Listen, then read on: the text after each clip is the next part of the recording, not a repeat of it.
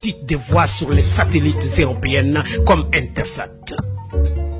Pour faire chuter les coûts des communications sur le continent, le guide libyen Kadhafi mit sur la table 300 millions de dollars. La Banque africaine de développement BAD 500 millions. La Banque ouest-africaine de développement 27 millions. Et si, depuis le 26 décembre 2007, le tout premier satellite de communication de l'histoire de notre continent est effectif, et d'autres satellites étaient en vue pour concurrencer les meilleurs du monde à un coût 10 fois inférieur. Voilà comment un geste symbolique de 300 millions offertes par Kadhafi change la vie de tout un continent.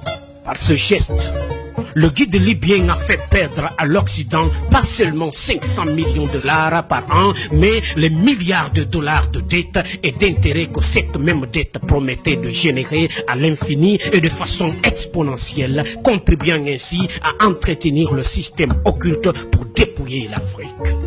En plus, les 30 milliards de dollars saisis par Barack Obama appartiennent à la Banque centrale libyenne qui était prévue pour la contribution libyenne à la finalisation de la Fédération africaine à travers 3 projets. La Banque africaine d'investissement à Citre, en Libye. La création dès 2011 du Fonds monétaire africain avec un capital de 42 milliards de dollars avec Yaoundé pour siège. La Banque centrale africaine avec le siège à Abuja au Nigeria, dont la première émission de la monnaie africaine signera la fin du franc CFA, grâce auquel Paris a la même mise sur certains pays africains depuis 52 ans. Voilà pourquoi la rage de Paris contre Kadhafi. Tous les pays qui ont bombardé la Libye en tuant Kadhafi sont tous financièrement en quasi-faillite. Les USA, les États-Unis d'Amérique, à eux seuls, ont 14 000 milliards de dollars en dette. La France, la Grande-Bretagne et l'Italie ont chacun environ 2 000 milliards de dettes publiques. En 1865, dans son soutien à Abraham Lincoln pour l'abolition de l'esclavage, l'économiste américain Adam Smith l'avait prédit.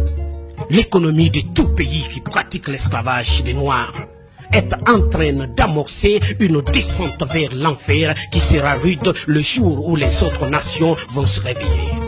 Créer des fausses guerres en Afrique, dans l'espoir de trouver de l'oxygène pour continuer l'apnée économique qui ne fait que s'empirer, ne fera qu'enfoncer les Occidentaux dans leur déclin qui a pris son envol en 1884 lors de la fameuse conférence de Berlin.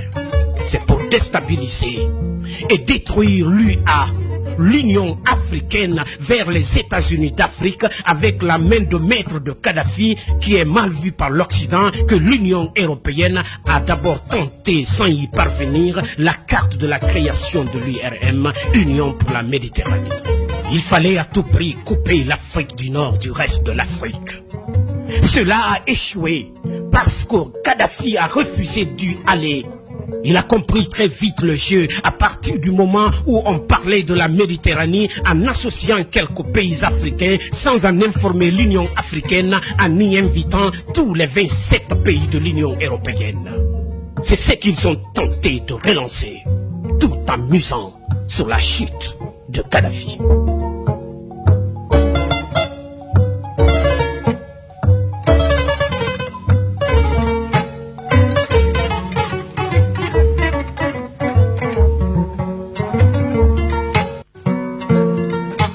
Faut signaler ce que les dirigeants africains ne comprennent pas et que tant que ce sera l'Union européenne qui finance l'Union africaine, on sera toujours au point de départ. Car dans ces conditions, il n'y aura pas d'effective indépendance. C'est dans le même sens que l'Union européenne encourage et finance les regroupements régionaux en Afrique. C'est ce que Lincoln avait combattu dans la guerre de sécession aux États-Unis, parce qu'à partir du moment où un groupe de pays se regroupe autour d'une organisation politique régionale, cela ne peut que fragiliser l'organe central. C'est ce que l'Europe voulait, Et c'est ce que les dirigeants africains n'ont pas compris en créant coup sur coup la COMESA, l'UDEAC, la SADC et le Grand Maghreb qui n'a jamais fonctionné, encore une fois, grâce à Kadhafi qui l'avait très bien compris. Ceux qui prétendent qu'ils exportent la démocratie sont-ils des démocrates? Et si la Libye de Kadhafi était plus démocratique que les USA, la France, la Grande-Bretagne et tous ceux qui ont fait la guerre pour exporter la démocratie en Libye? Le 19 mars 2003, le président George Bush lance les bombes sur la tête des Irakiennes avec le prétexte d'y exporter la démocratie. Le 19 mars 2011, c'est-à-dire 8 ans plus tard, et jour pour jour, c'est le président français Sarkozy qui lance ses bombes sur la tête des Libyens avec le même prétexte de leur offrir la démocratie. Monsieur Obama, prix Nobel de la paix 2009 et président des États-Unis d'Amérique pour justifier qu'il procède à un déferlement de missiles, crise de ses sous-marins sur la tête des Libyens, a dit que c'était pour chasser le dictateur Kadhafi du pouvoir et y instaurer la démocratie.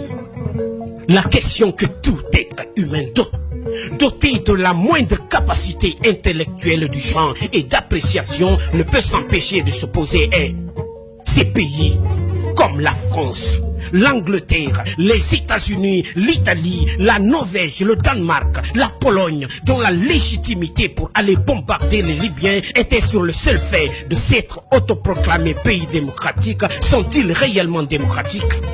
Si oui, sont-ils plus démocratiques que la Libye de Kadhafi? La réponse sans équivoque est non. Pour la simple et bonne raison que la démocratie n'existe pas. Et ce n'est pas moi qui l'affirme, mais celui-là même dont la ville natale Genève abrite l'essentiel du commandement des Nations Unies. Il s'agit bien entendu de Jean-Jacques Rousseau, né à Genève en 1712, qui affirme dans le chapitre 4 du livre 3 de son très célèbre ouvrage du contrat social que il n'a jamais existé de véritable démocratie et il n'en existera jamais.